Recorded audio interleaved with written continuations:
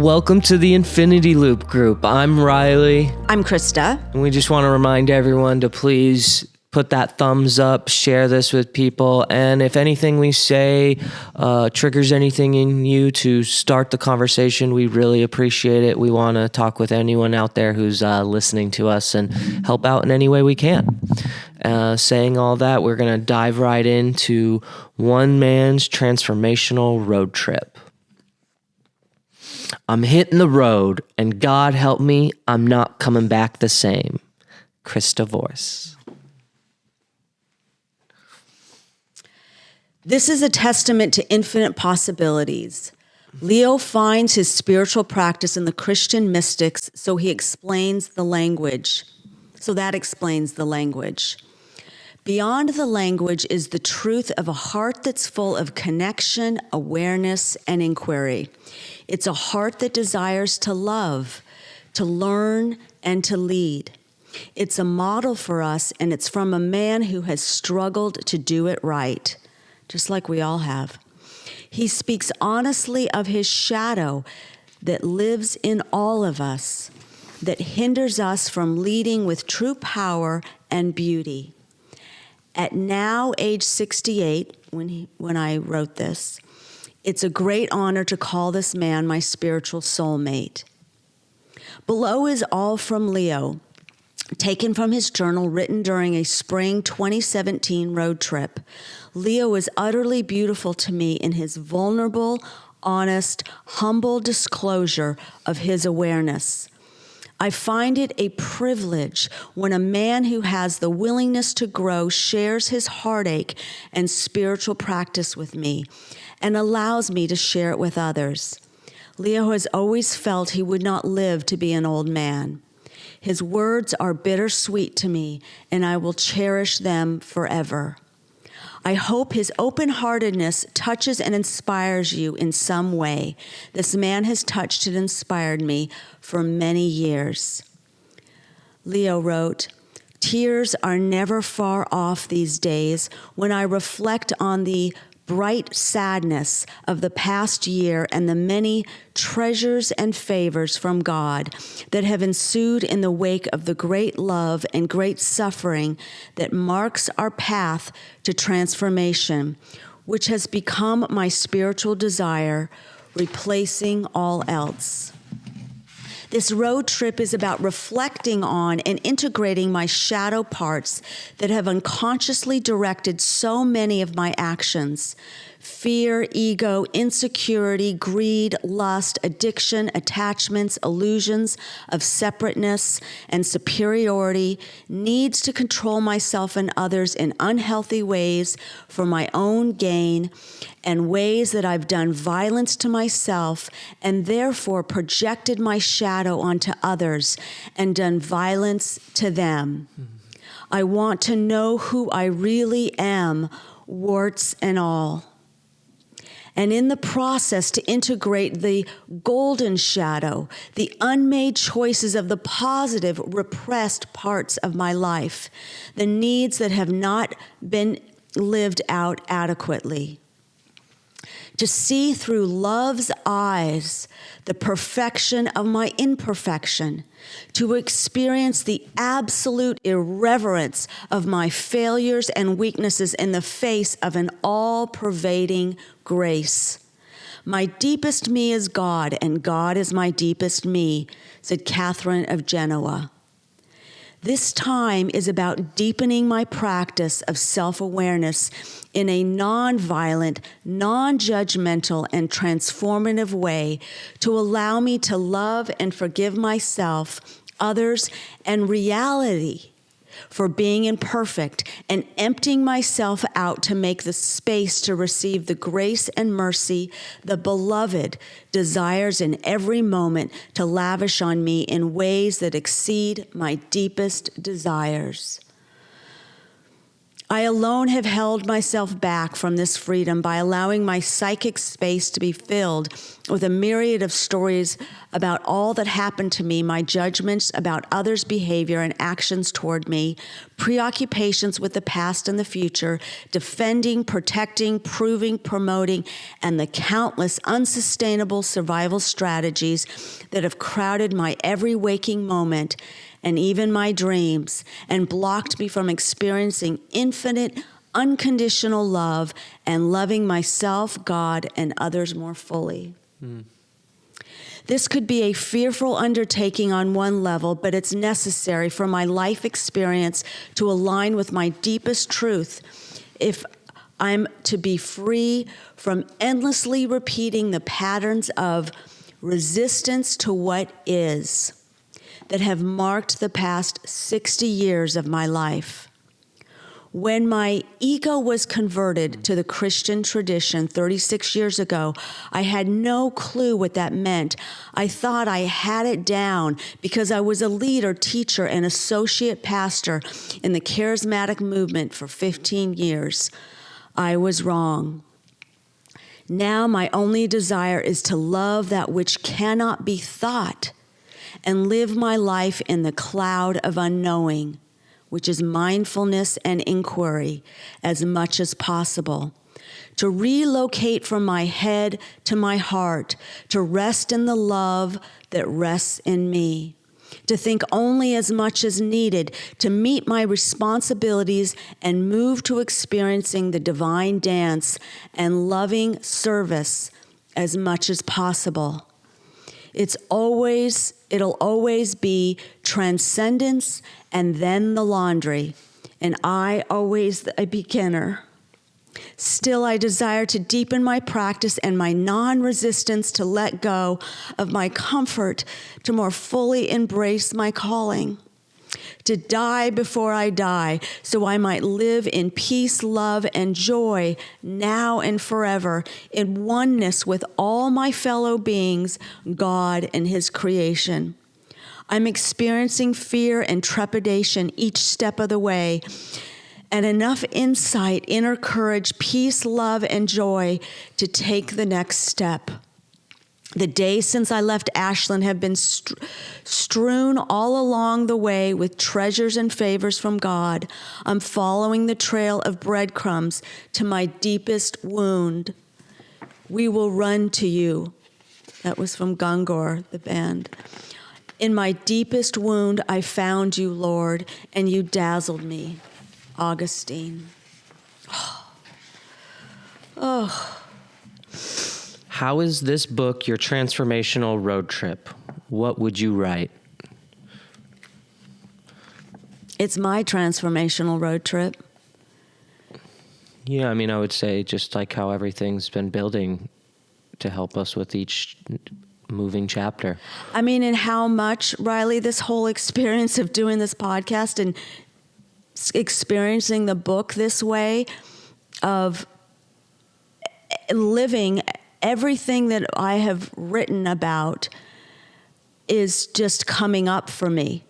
To practice again, to be ripped open, to be more vulnerable, to live so open-heartedly. I mean, I find what Leo wrote some of the most beautiful, it's so beautiful. That is the divine masculine with a and the divine feminine and the dance. I mean, there is such an open-heartedness. That's what was such a gift of having him in my life for all those years.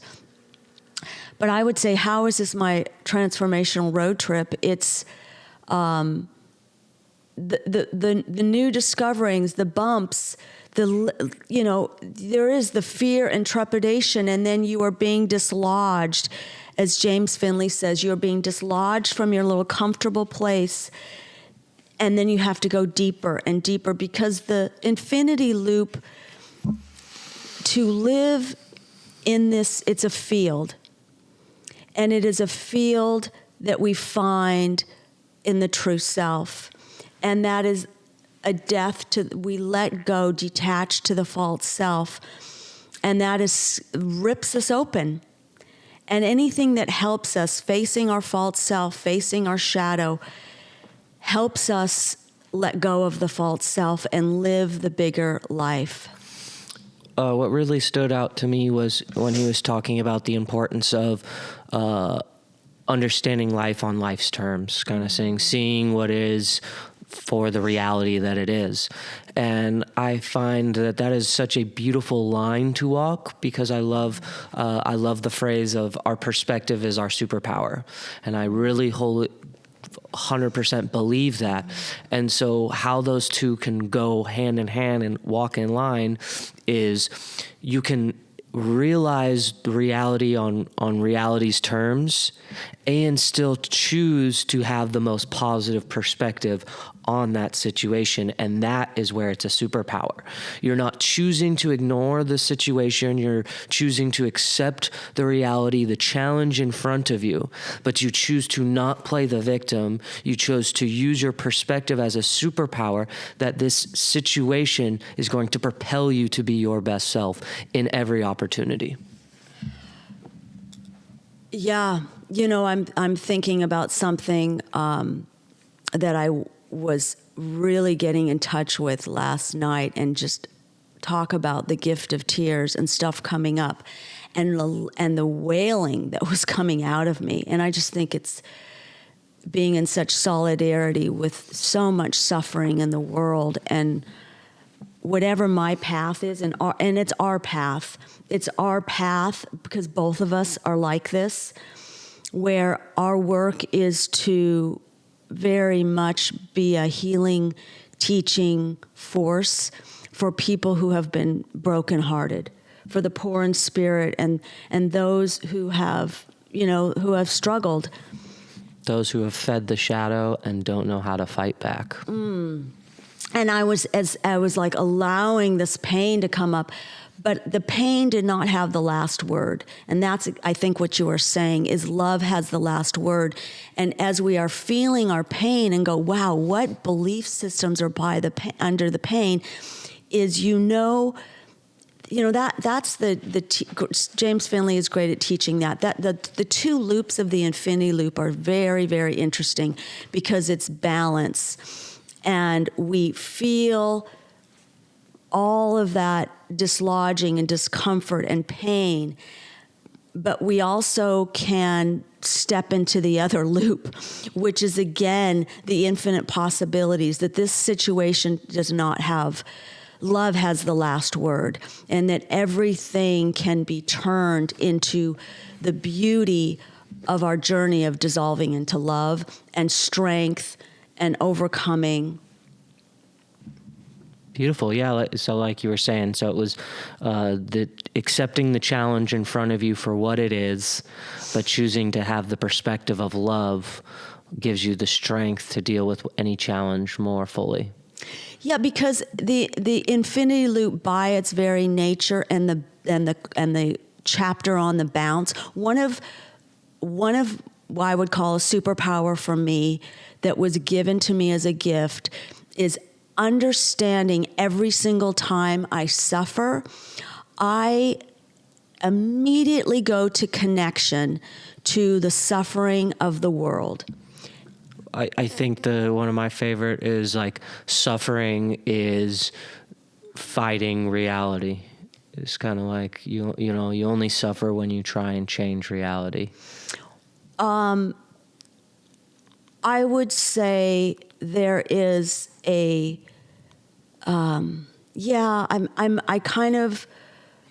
I mean, obviously there's things that are terrible in our lives, like losing family members and things like that. But even in that most extreme situation, the suffering only comes from the fighting of the situation. Instead of you're right, like no one is suffering when they go embrace it. Oh, I love that person. You know that they are in a better place. You know what I mean? Like the suffering is only holding on and trying to change reality, right? Yeah, I don't use that language, and I hear that language a lot, and everything is about language. And so you like feminism, we were like having a big conversation about that. It's like that word is so packed now, and it's so different than even how I was seeing it in 16 and 17. But there's different kinds of suffering, I would say. There's suffering Rohr says every time we're not in control, we're suffering. And so that would be the truth of what you're saying. But I mean, I would... But then I would argue we're never really in control, right? Right. It's an illusion. And we don't beat ourselves up when we're suffering. We don't go, oh, Krista, you are aching for losses in your life of people that you deeply love. I mean, I think there's a suffering that can happen because you live so open-heartedly and you love so deeply and you long to love and you long to experience love. And I can feel that as suffering. That's like, oh, my heart is hurting.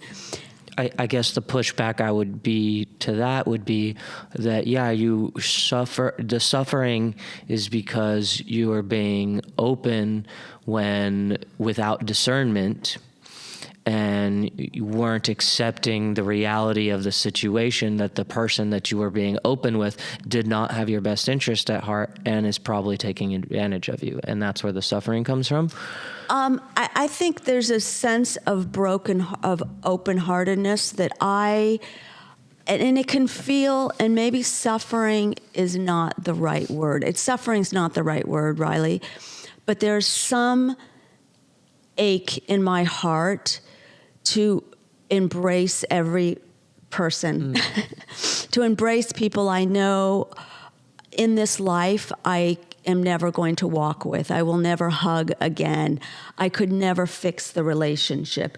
But my path is to live open-hearted, and that has come with strengths. And I'm finding I am living more open-hearted, more vulnerable, because I can metabolize that level of pain. I can cry in the presence of numinous love and let that be loved, and then that takes me into realizing I am not separate from numinous love. That lives inside me. So that becomes leaning into the suffering in a wise way, where I don't fall into the suffering, but where numinous love is the force that I become. Like being able to walk with your shadow, not trying to chase it off or turn away from it, but really walk hand in hand with your shadow. Yeah, not try to run from it, but just kind of know it's always there. Rohr says, today I'm going to tip my hat to my shadow, because it's like, there it is again every single day. I say we embrace on holding its hand. Yeah, we embrace it. And because when you hold the hand, though, that's no longer letting the shadow lead, or the shadow fall behind as something you need to hide or push down. When you hold the hand of the shadow, you are now walking in one, and you are acknowledging that this is part of me, but it's not what controls me or leads me or something that I have to suppress either. That's the beauty. That's the allow it, embrace it, integrate love it, let it go. It's you don't have anything to flee. That's the contemplative view that goes, what do I need to see? I can see everything. That is the calm, loving gaze, the widest view, because you really are. You're embracing all the parts. Even when we say, letting parts die, it's detaching from.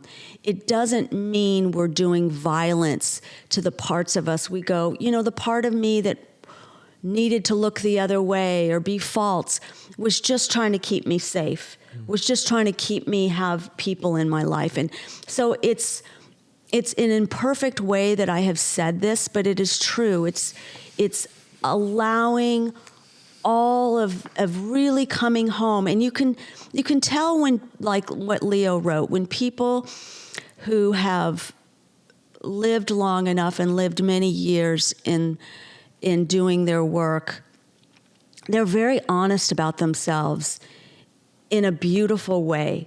They're not just projecting their shadow all the time, But you said something I wanted to bring back. What were you going to say right now? Well, I was just going to dive into the next chapter about the shadow.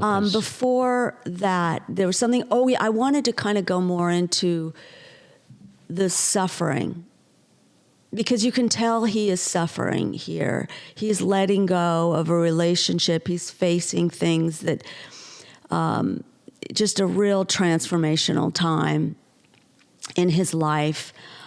But so would you say, though, the suffering is from accepting reality on reality's terms, or him still at odds with reality? I'm just thinking it can feel like suffering. It can feel like I'm thinking about things that are going on in the world, or, I could almost cry right now at just the state of where we are in humanity, and the cry that how deeply we need to up-level and become the new human.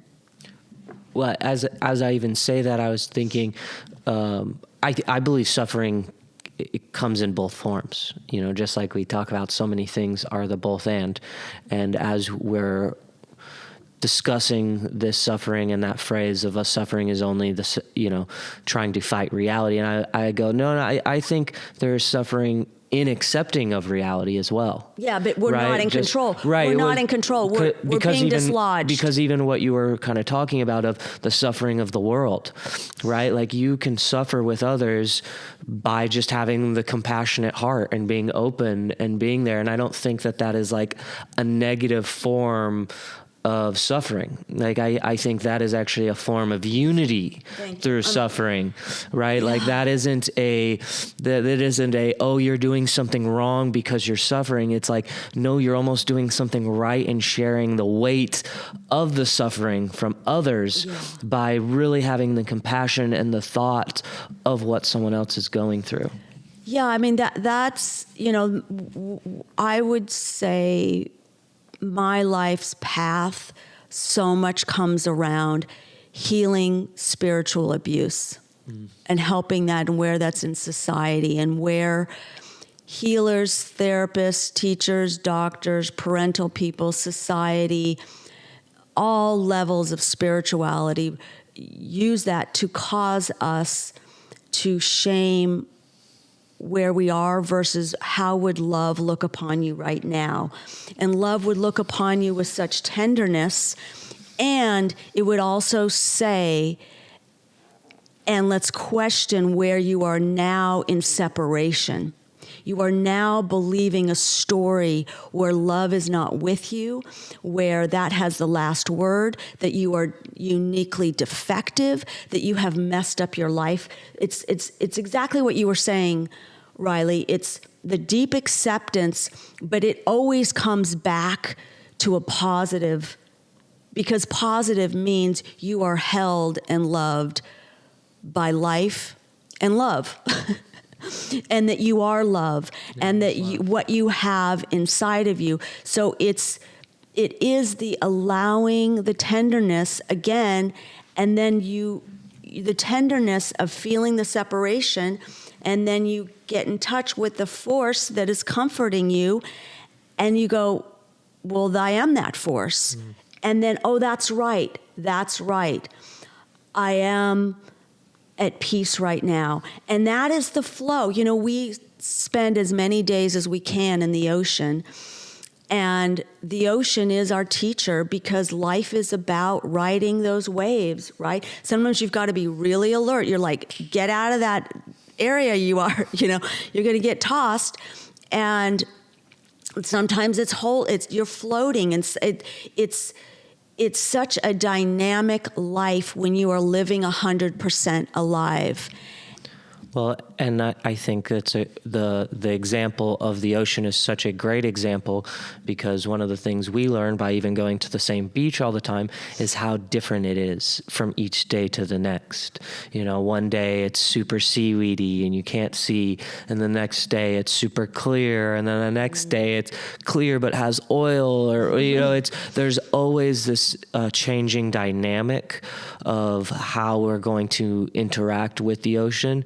And I think that is a great example and metaphor for our emotions and trouble and problems that come up in our lives. There's never a one solution to everything. It's about adjusting and adapting to the challenges in front of you, and having the inquiry and the presence to deal with them. Yeah. So our next chapter is the shadow. This shadow knowledge will become your constant and most valuable companion on the path if you always keep turning to it, because it keeps you radically humble. However, whatever happens to you and through you. Andrew Harvey. Yeah, Andrew Harvey, as I've said before, is a really wise teacher. And Richard Rohr has said, it's the shadow, but it's also the false self. So it's kind of that are things that we need to be very mindful of, right? It's the shadow and the false self. But the shadow is, what a gift. What a gift to understand what we are not seeing. So Swiss psychiatrist and founder of analytical psychology. What's coming up for you? Just kind of the metaphor of Peter Pan and the shadow. And you are Peter Pan. Oh, you're so sweet. He makes a very cute Peter Pan. But it's more in the sense of like, with a lot of spiritual teaching, it's about kind of getting rid of the shadow. And to me, that is the not willing to grow up, right? That is like the Peter Pan, where you don't want the shadow because you want to be all good. You want to be the lovey-dovey, airy-fairy, I've never done anything wrong, I'm still a child, let me play the victim here, instead of really embracing our shadow and realizing one of the biggest aspects of growing up is realizing that is part of us and not something to run away from. And I don't know, just that imagery was coming to my mind. That's so great, because the infinity loop is about the loop. It's the loop. There is no separating from all of that. And that's where the bright sadness comes from, is the more you are facing your shadow and the things that you have done and what is in your red pouch, back to that chapter, and seeing and living with that and forgiving yourself and knowing that you are constantly forgiven, how deeper you connect with the whole world because of that. And that is the paradoxical nature. So it's, again, the more we see our shadow, and our shadow is there, the more we're able to truly lean into deeper connection with another human being and our parts. From my experience integrating with people, the most mature grown-ups are those that have integrated and are aware of their shadow. Right. To me, like, that's kind of ultimately what I was getting at, is it's one of the most defining factors, in my opinion, on whether someone has grown up, not their age, but how much shadow work have they done. Yeah, it was interesting. I was looking at potentially being involved with someone from a kind of a business standpoint, and his spiritual background that he got all these degrees in. And he said, one of his teachers said, fuck the shadow, fuck shadow work. You just decide you don't do that again. And I was so shocked. And I was like, well, that hasn't worked for me. That hasn't worked for me, that I can just decide I'm never going to do that again. And he said, I'm so over myself. I'm just over myself. And I would say the exact opposite. When we're willing to look at ourselves and do that work, because I don't know any other spiritual teacher that I have any respect for that would not be into shadow work. And it's like, no, you do the shadow work because you want to be over yourself, because you don't want to be acting out in your narcissism. And that just, and I know someone else that was kind of bashing the shadow work. And that's just such a huge red flag to me, because this is about sitting in inner stillness and going to the wide view and going, as you love to say, what don't I know? What don't I see? What is the part of me that I have pushed away, that is now running my life because I don't want to, right? I want to get rid of it. So Swiss psychiatrist and founder of analytical psychology, Carl Jung, theorized that we all have two sides of our personalities. The known conscious side deals directly with the world around us, and the deeper hidden side that lies below the conscious mind, locked away in the dark cellar of our psyche. He dubbed this part of our consciousness the shadow aspect. The shadow aspect is essentially composed of bits and pieces of us that we have repressed, discarded, or abandoned for being unacceptable. I really wish I could have gotten into shadow work very early. And I now bring it into working with kids and introducing them to that. And that's where the unhealthy aversion comes from. Well, and I really think, especially for kids, it's such an empowerment tool, because it's no longer villainizing an aspect of them, but taking responsibility, acknowledging that it's a part of them. Mm-hmm. This shadow embodies all the traits that do not fit into our views of our ideal self, the persona we wish to present to the world. And that's where the persona comes in to the false self.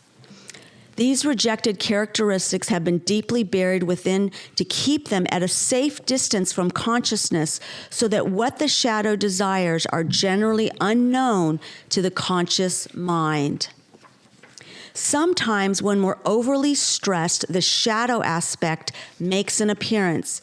Behaviors that are normally curtailed or avoided because they go against the image we have built for ourselves rise to the surface in moments of psychic weakness. After all, they're parts of who we truly are, whether we like it or not. Jung believed that in order to be whole, we must strive to integrate the conscious with the unconscious, a process he calls individuation. You know, I'm just thinking again about mushrooms, magic mushrooms, psilocybin, and how many people use that for shadow work because it's deep seeing. Well, it's opening up more receptors in your brain, so you're literally taking in light frequencies that our eyes don't normally receive, and so seeing, yes. So you're seeing the world from just a whole nother view. Yeah.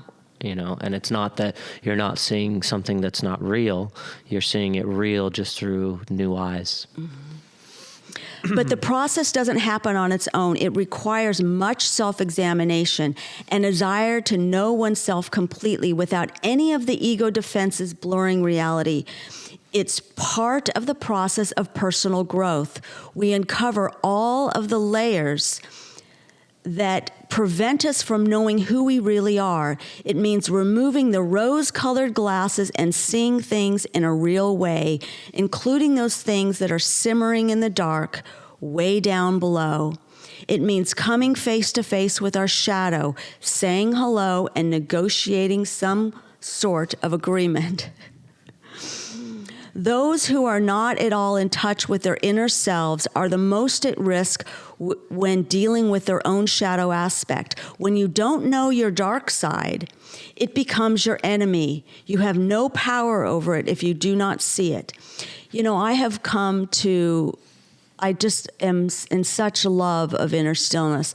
I have come to the belief, to the awareness that there is the dark side of me. You know, that's what I was like when you go, well, there's no good and bad, but it's my shadow. When I say the dark, the shadow parts that aren't in light and love, I can feel them lurking.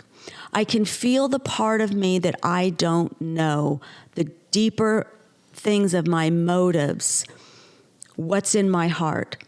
And I'm just humble. It's very humbling to be aware of that to go, yes, there's so much goodness and love in my heart and desire to love. And there's a shadow aspect. And I take that very, very seriously in my coaching. Why I don't just ever go on autopilot or go with my expertise, or I really try to just drop into really, it is a dropping into a field before, what comes out of my mouth, because you can just feel it. It's just like, how can you almost judge? That's all part of, forgive them. When Jesus said, forgive them, they know not what they do. The profound meaning of that, because we don't know to the depth of what we're doing. It is, no matter if we know, right from wrong, we don't know what we're doing. And it's the same thing with the shadow. It's like, wow.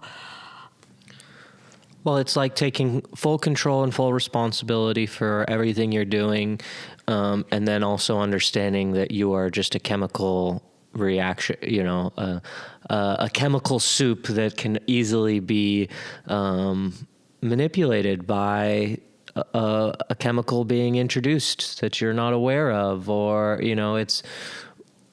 Yes, we take full responsibility. Yes, we are doing our actions, and there are so many things that we are unaware of that is affecting why we make any decision we make. Our trauma, our assumptions, right? Is that what you're kind of like? So many different things. Like I do. Like things will come to me now that I will. I'm thinking to the highest level or to the lowest level of just someone had a more sugary breakfast and they are a little quicker to go to anger, or like the most simple things that someone hasn't worked out in a little while, and there's like this tension building up in their body that then comes out as a lashing out on other people. That's what I mean is like there's so many levels of things that can be so simple that we don't put into our thought process of why we're acting the way we're acting, or why someone else is acting in the way they're acting. And so once you realize kind of that bigger picture, you can also have compassion and understanding that it's like we're all in control and no one's in control all at the same time.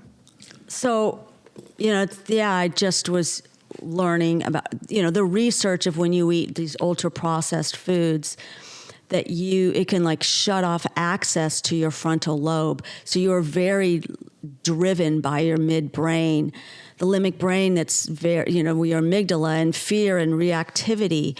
And that's really interesting. And then I'm just thinking about, the more I listen to these researchers about data about nutrition and longevity, like the shadow stuff of it's like, wow.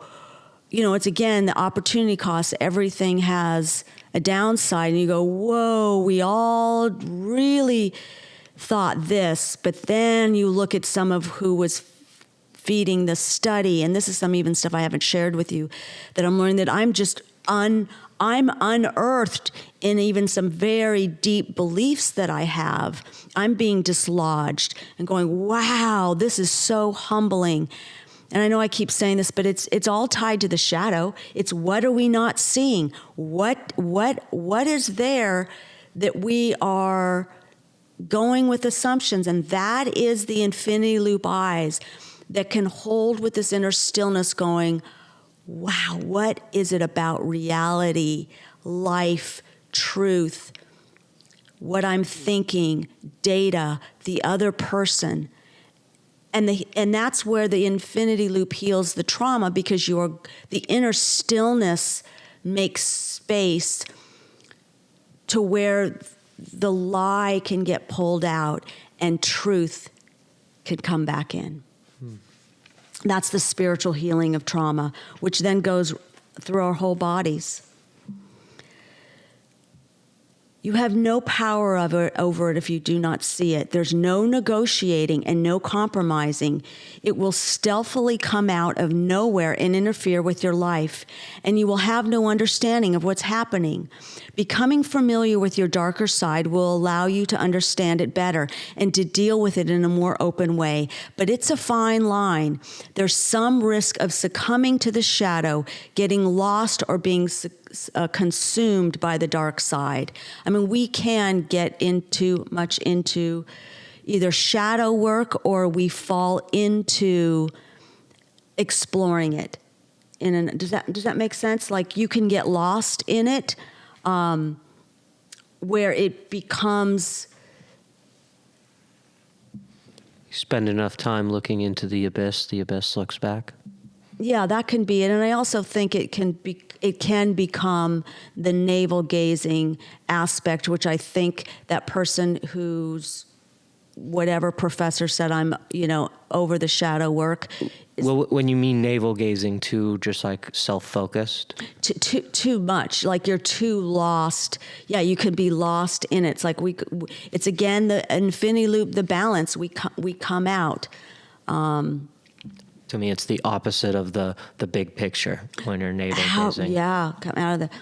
Once you have seen, acknowledged, and accepted your shadow, you begin Jung's individuation process. Uniting both sides of your psyche will make you a more integrated and whole person. Infinity loop. Help you to drop the persona, the mask, and allow you to become and embrace the real you, warts and all. Only then you're able to make a conscious decision to live your life the way you want to live it. Your behaviors will be guided by the clarity of knowing who you really are all the way through.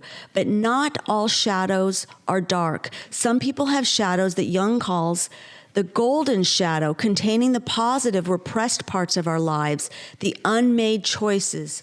And just as the dark parts of the shadow must be integrated to achieve Jung's individuation, so must the positive features of the psyche, the golden shadow. For some, rejected pieces of personality are left undeveloped and cast aside at some point in the past for one reason or another, but the subconscious refuses to let them go and continues to cling strongly to them. So to me, that would be kind of like the goofy or playful side of someone that is maybe suppressed because father or mother was kind of emphasizing how important it is to be serious. Mm-hmm. So that like more playful, fun side of someone then gets suppressed and isn't really coming out in their real personality. Would you say that's a good example of the yes, golden and shadow? or how parents then see in their kids qualities that they were that happened to me when I said, oh, so many things are coming up for me.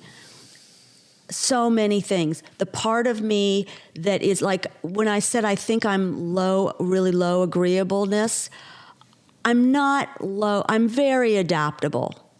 I'm like easygoing. But there's a part of me when it comes to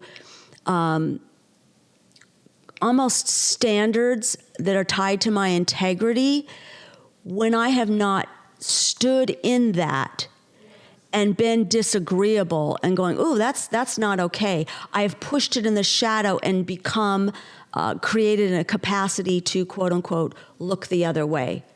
So that was also tied into, my shadow work. But there was something you said that was, when I was talking about in another podcast, it's like parts of us that we see in another and we judge, and you're like, oh, because there are good parts in them, but we have suppressed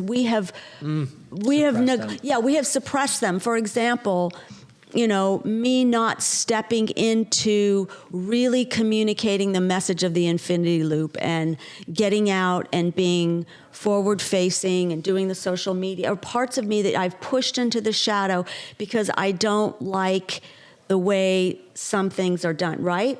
I have disowned my own soul's path. Your own journey. Yeah. At various points in our lives, these neglected features call for attention. There is so much positive that's gained when we acknowledge the golden shadow when the time is right. When it does call, it's usually related to our higher calling. Yep. The thing that puts us straight onto the road to self-actualization. If there's a feeling of doubt and loneliness, it's usually because we have not been made whole. We have not yet greeted our golden shadow. That's really interesting. If there's a feeling of doubt and loneliness, it's usually because we have not been made home. We haven't come home to the great love affair. We have not yet greeted our golden shadow. Assimilating one's golden shadow means catching up to all of those needs and desires that have not been lived out adequately.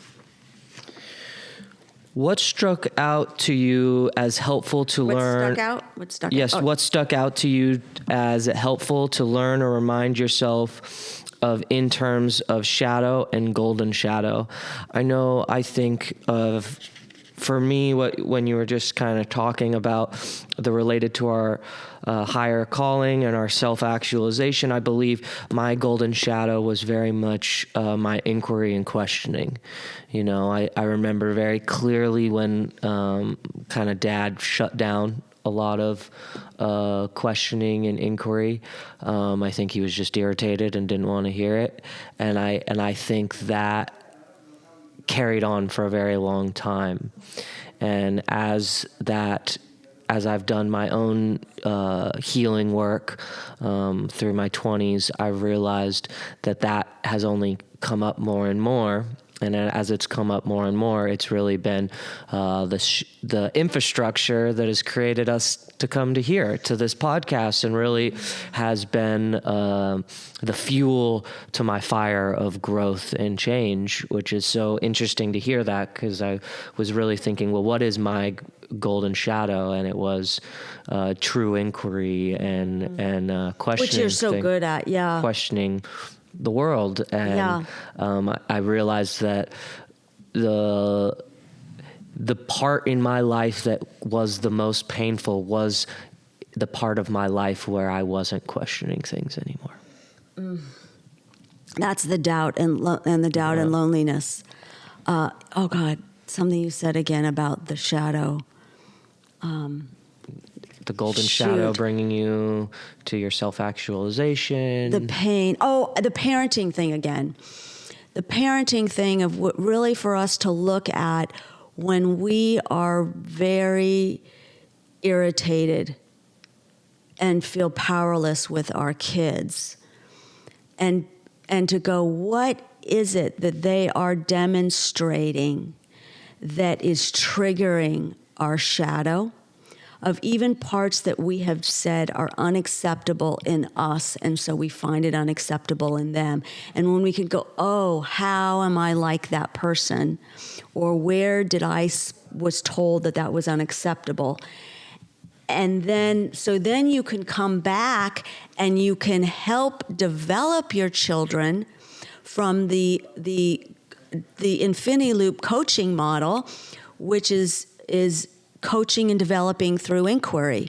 So it's through questions, through the deepest connection, through the self-awareness. So the awareness is the self-awareness of also the shadow. So then that's the calm, connected place where the child's brain can learn. Everything's opened up. It's the widest view. And you can very much develop and speak into this child's life and set boundaries and guidance and character and, structure, and this is the identity of how this family's going to behave, and this is what's helpful in your life, but coming from a place where you are not reactive because it's your shadow that says, oh my God, that's so unacceptable in me, and I see it in my child. And it's where the amount of irritation, anytime we are really triggered, that is a time to look and go to inner stillness and go, where do I need to love that part of me, that may be in me, even though it could look very, very different. Where is that part of me in me? And it's, again, the homecoming.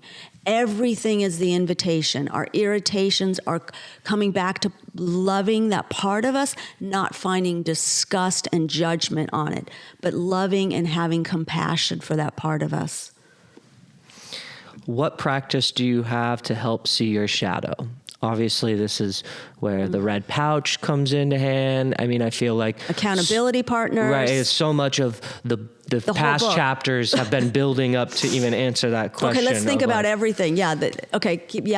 We were thinking about all these different chapters that really, it's the whole infinity loop is about the shadow work on one aspect or the other. It's because it's about building the tools seeing. Yeah, building the tools to deal with the shadow when you have the awareness to bring it up and address it. And what's the container for the awareness? The container for the awareness to make it safe is the identity, that our identity is love and lovable, and every failing and dark side of us is irrelevant in the face of this all-pervading love that we have with divine love. How will you practice self-inquiry and inquiry of others to help us all see our shadow? You drop into the field where you are not in judgment and you are not leading somebody in a judgment way. Like you said, Riley, it's judgment and discernment are very different. It's the being present and asking questions, right? If it at the simplest way ultimately is being present and asking questions, asking why people do that instead of responding. Something emotionally comes up, and instead of being emotionally triggered and having that first response, you go to inquiry, and then you give that person now the opportunity to be responsible by how they're being received, and then you give them more information to give them the opportunity to change how they're interacting with you, and then it becomes this empowering moment of both people. No one's ever attacked, but we're all uplifted. And being present, this is really good that you chose present, because to be present, you really have to be in the true self. You cannot be in the ego mind and into the judger mind. And so you have, by definition, dropped into the field where then Carl Jung famously said, love is seeing yourself in another. So you have dropped into the loop. Love is seeing yourself in another. That's so beautiful, and I think that is such a wonderful place for us to end. Thank you so much for joining us on this journey. May these messages reach you and help you in your life, and may your love see yourself in others. Have a blessed rest of your day.